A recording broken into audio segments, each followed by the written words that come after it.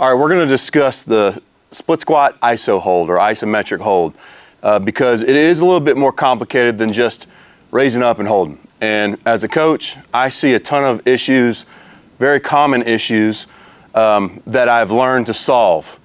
And I use this as an activation exercise, but also as a tool to reinforce positions that I want to see in other areas, be it a Bulgarian split squat, reverse lunge, a traditional just split squat with a barbell with dumbbells, and I even use it for sprinting and other more athletic movements. And that is just simply talking about the shin angle. So I start with my isometric holds. I want the positive shin angle that I want in all the other exercises. Positive shin angle just means that the angle is pointing forward. That's typically what I like to do in whether it's a sprint or Bulgarian split squat. It tells me that the knee is going to bend. It's that simple. A vertical shin, you get less knee flexion.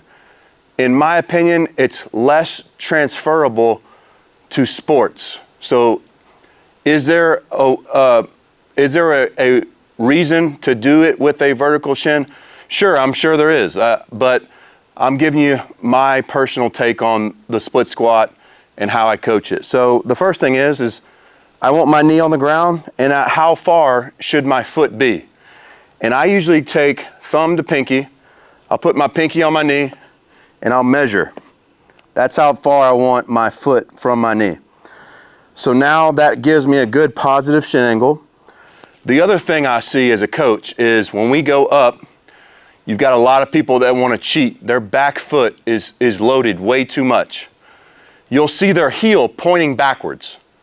So I use this wall. I'm on this wall because I use the wall to prevent them from leaning back. I put their foot flush against the wall. Their heel all the way to toe is flush. It's vertical.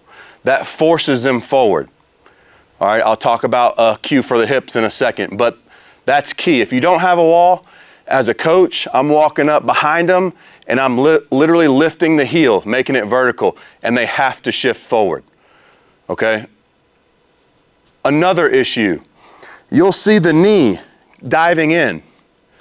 This is a common issue. The problem is, number one, if you hear about people complaining, hey, I've got hip pain, and they point to this area over here, a lot of the times they're doing their exercises like this, and it puts a lot of strain on this area right here on the outside of your hip, and yeah, it can lead to some nagging pain. So the first thing is moving the knee. You can move the knee in and out. If I move it out, now I've got access to my hip. My hip's a much larger muscle. I'm able to stabilize. So a lot of times people say, this is a weakness of the quads. Sometimes it's as simple as a cue.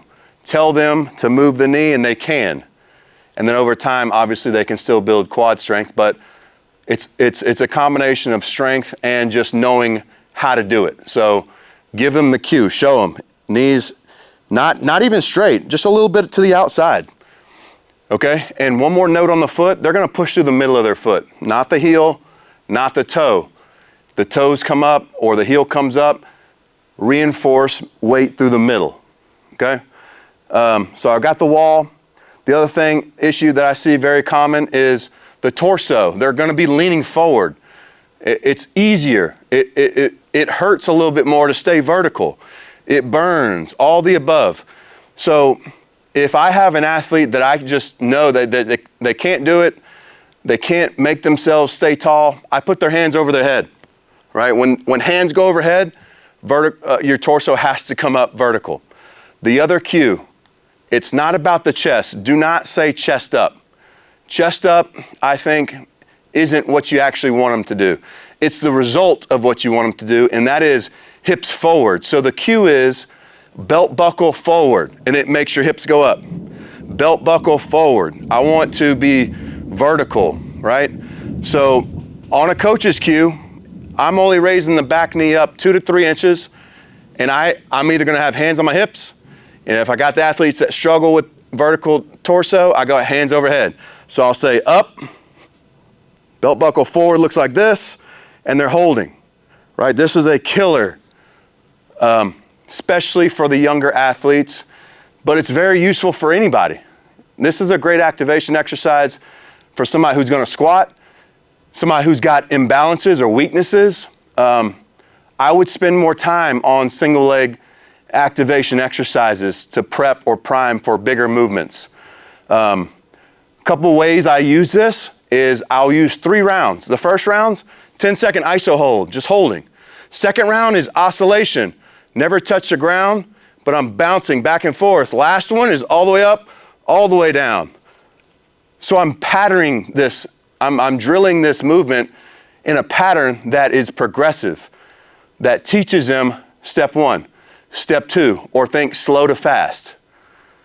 Overall, if you use this exercise to its fullest, I really think it's gonna help in all areas of the gym, even to the field of play. So take some of these notes that I gave you, try them out on yourself or on the team that you coach with. Let me know how it goes.